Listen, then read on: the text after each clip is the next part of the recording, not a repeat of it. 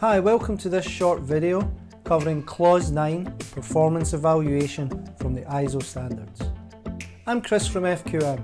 Please take the chance to follow our LinkedIn channel and subscribe to our YouTube channel. Alright, so Clause 9, Performance Evaluation. So what we're looking at here in terms of evaluation is, you remember we've set objectives.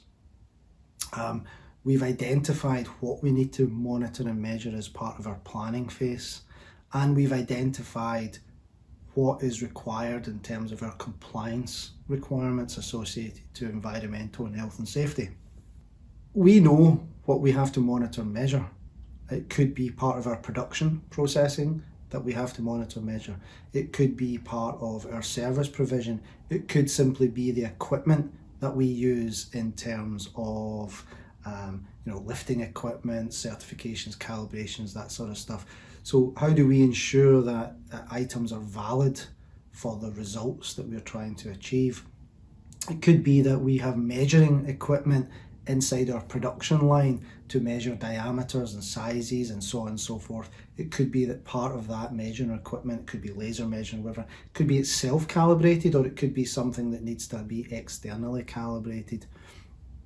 We need to also recognise that there are periods often associated to the monitoring and measurement. And of course, if we are the ones that are doing the analysis and evaluation of it and not a third party, how we go about capturing that and doing that. When we talk about the analysis and evaluation, that can include, of course, associated to our production downtime, our services not being delivered on time. So it could be we set ourselves objectives and what we're trying to achieve at a company-wide, and how that's drilled down, as I spoke about before, to specific projects, orders, production lines, so on and so forth. So what it is that we've identified that we want to monitor, measure and analyse. One of the key things here is about the analysis. Many companies monitor and measure activities, but they don't necessarily look at the analysis side of it. So for example, companies may say that they monitor and measure observation cards, or they may monitor and measure near-miss reporting. However, they're missing a trick if they don't then go forward and use that monitored and measured data to analyse it, because the analysis part is really what gives you the data that allows you to drive improvement. And that's the same from a quality point of view as well. If you just monitor and measure information associated to production downtimes, the number of scraps, the number of reworks, etc, etc, etc, you're missing a trick there in terms of going that little bit further in doing the analysis. Doing the analysis allows you to identify more areas and areas that require greater attention. You might identify trends that allow you to associate with certain people, with certain equipment, with certain suppliers, that allow you then to take some action.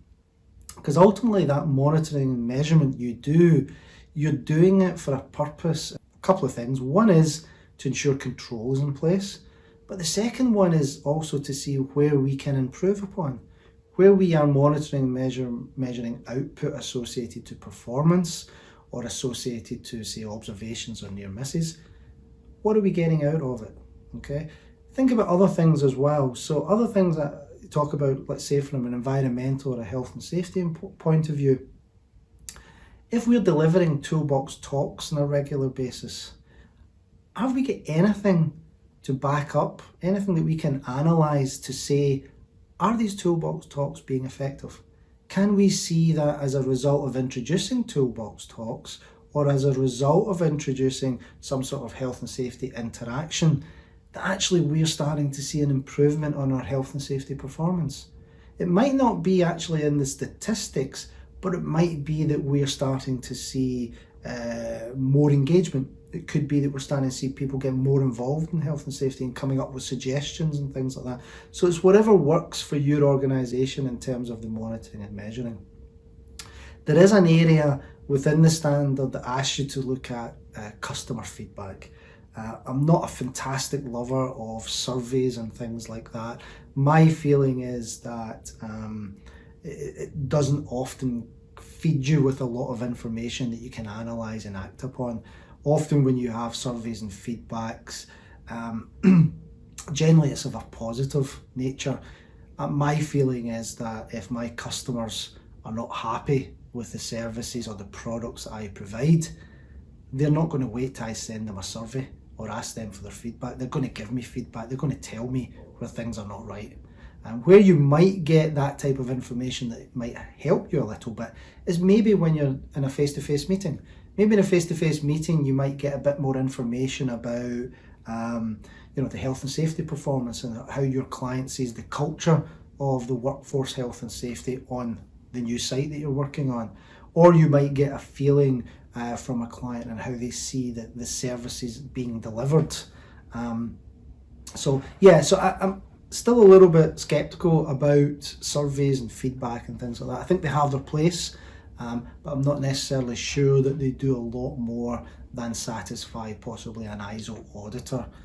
Okay, so getting into the analysis and evaluation, I'm not going to go much further than I already have. It's just important to recognise that we look at monitoring and measuring the things that are relevant to our business. What are the things that we want to have control over and therefore monitor and measure? Some may be driven by statutory requirements like certifications and calibrations and so on and so forth. Some may be driven by our own performance objectives that we've set. Some may be driven by contractual or client objectives. But it is important we recognise that they are based on what's specific to our business, what's needed for our business. And the purpose of doing it is to drive positivity in the fact that we want to deliver good products and services, but also we want to use that monitoring and measuring and analysis and evaluation to see where there are areas we can improve on. And this is really the area that we can drill down into the cost of error. It's an area that I'm quite passionate about, and I believe a lot of companies, if they did a little bit more in it, they could really put financial figures against the cost of error. And we did a couple of projects recently, one with a manufacturing, one with a service company, and based on what they believed they thought in the manufacturing company, believed they thought it was all associated to old equipment that they were using that was resulting in their scrap level being quite high. And they also believed their scrap level was their cost to their business, but actually ultimately there was so much more hidden cost as a result of the errors from scrap that we were able to show that there was more than twice the impact of cost on the business. And then by doing some analysis, investing some time, we were able to demonstrate actually that the biggest area of issue was around human error in the setup of their equipment. And one of the issues here was that the workforce weren't aware about it. They didn't know the impact it was having. And suddenly they went from, I think it was a 5% scrap level down to a 3.5% level within 3 months. And that made a difference of something around about 17 grand a month to the business. So they're continuing that journey, and they weren't really able to do that without getting the data and analysing it. We did a similar activity with a service organisation, and what we found was the cost of error there was associated to either one of two things, either raw material or parts going to the site late, or the engineers not taking the appropriate parts or tools with them. And they weren't really capturing it properly. And when we started to grade these and put them into buckets, let's say, and analyse it, we suddenly realised that actually on average, for every service call that there was a problem, on average it was costing the company around £750 for each one of these. But interestingly, they were getting somewhere in the range of about 6 to 10 of these per month. Now, they're not a huge company, 50 employees, so that kind of cost of error is quite significant. So they started driving objectives based on the analysis and evaluation that they did, based on the cost of error. And what they were able to do is start to see month-on-month targets improve. So try and sort of educate their suppliers upon the impact, so sending them reports, showing them the cost, putting non-conformances on their suppliers, looking to actually see if they can get credit from them, because suddenly when that starts happening, your suppliers, you're wanting them to start raise their game as well. And then internally as well, a bit more education. So we did a couple of toolbox talks with them, not on health and safety. Actually, this time it was on the cost of error. And what we were talking to them about is the impact of not doing the correct checks to make sure things were there, particularly if they've driven 2 hours to a site to realise they don't have what they needed to finish the job. So that type of analysis and evaluation, when you have a mature system, is very good to take you further and get more from your management system. And part of your internal audit process is actually the perfect place to do this. Remember, internal auditing is not necessarily about what your certification auditor wants to see. They're there to do an audit on you, whether you meet the requirements of the standard. Your internal audit process, if you see that you have significant costs due to error, a great function within your internal audit process is drilling down in these areas. Drilling down in these areas to demonstrate and identify where the areas of improvement are, and importantly, be able to demonstrate what actions you're taking and going back and verifying them.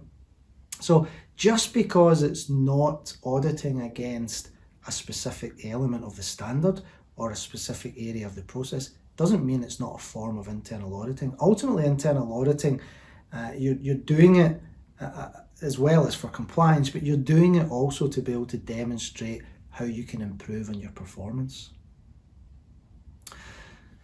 So part of performance evaluation is your evaluation of compliance. So we've already mentioned that as part of your compliance activities, you've had to identify what you need to comply with. And this may be certain laws and applicable legislation that you have to comply with, very specific to the work that you do. It could be associated to working at height, confined space, working with certain electrical requirements, whatever it may be. There are set rules and regulations around that and standards. And you should be able to have identified that under your planning phase. And you should have been able to identify what it is you have to do to demonstrate your compliance. And this area here now, in terms of your monitoring and measurement and performance evaluation, is how you evaluate that you are complying with it. So how often do you have to evaluate your compliance? So how often do you have to check it? Is it something you have to do on every job? Is it something that's periodic? It's all going to be relevant to your products and services you provide. And what action? You need to make an assessment against the applicable regulations. If you meet the requirements, and take any actions necessary to become compliant. So if you're not quite meeting the requirements, you need to be able to demonstrate improvements to show that you are becoming compliant or a plan to become compliant. And then there's a maintenance associated to it. So what about in terms of changes, how you maintain those changes, when there is change management that might impact on your compliance obligations, how you maintain the status quo and ensure that your compliance is met. So evaluation of compliance is quite an important element associated to health and safety and environmental. And it's important to recognise that under your evaluation of compliance, you recognise other impacting factors. So as part of that compliance that drive changes, so there might be changes to certain laws. So I remember, I think back in 2014 or 15 it was, there were some CDM construction regulation changes. And ultimately, as a result of that, the knock-on effect of that compliance requirement was quite significant. It had quite a significant impact, not just in the construction sector, but also in the supporting fields like architectural and engineering services as well. And as well as that, there had to be additional competencies, there had to be policies and supporting documentation around that companies had to be able to demonstrate how they met these changes associated to that regulation. So this is an example of things where you demonstrate how you evaluate it, but also how you maintain it as part of your processes. Management review, I don't believe it's a requirement. It needs to be internally audited. The ISO guys and the standards guys may contradict what I'm saying, or may say I'm contradicting what they're saying. I believe that if you undertake your management review effectively and you can demonstrate the records or minutes of meetings and actions out of it with respect to what's expected from the standards, I believe that's sufficient.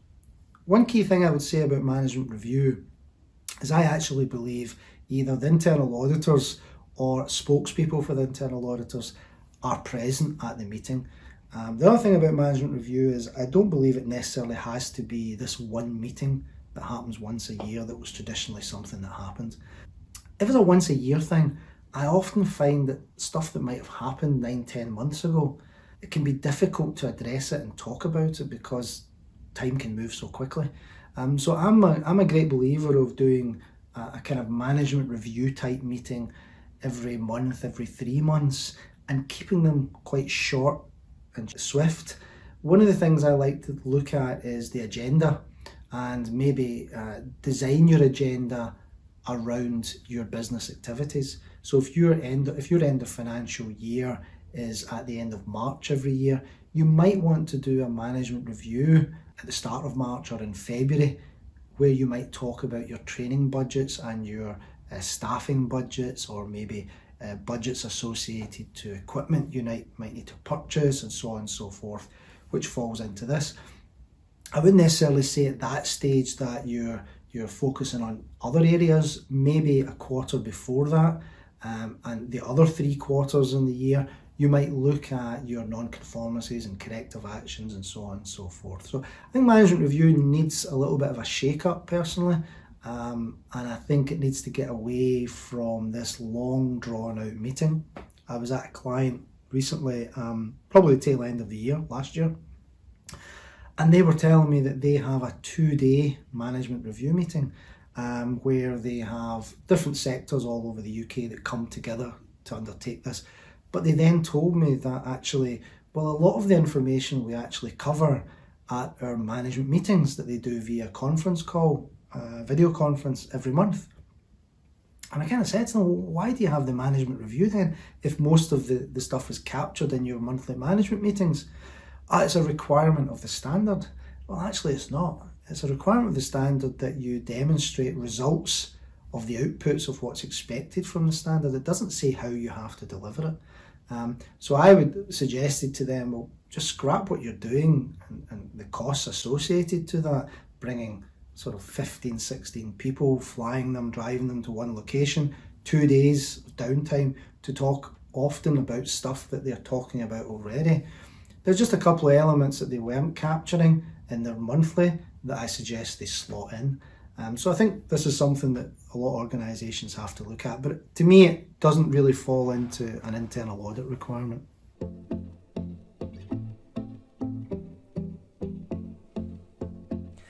If you like this video, you may be interested in looking at some of the previous ones earlier in the series covering the earlier clauses from clause 4 onwards.